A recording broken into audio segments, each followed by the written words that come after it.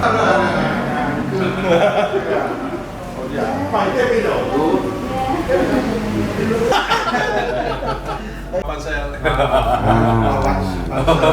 Panitia seleksi. Pansel.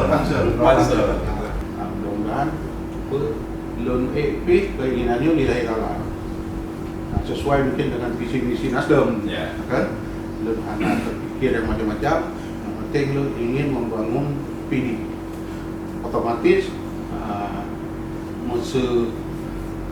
Nasdem yang akan mensupport mendukung suatu memang terkabul oleh Allah SWT, dan Nasdem ini mungkin akan terbaik sih, tidak mungkin kita tinggalkan, tidak.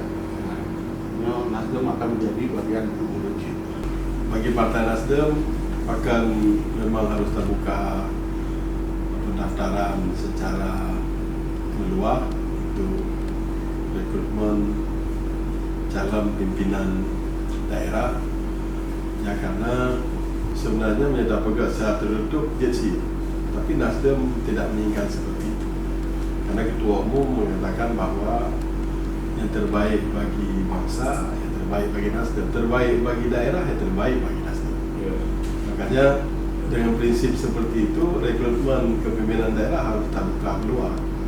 Ya, kita mewanti-wanti bahwa dengan prinsip tanpa mahal.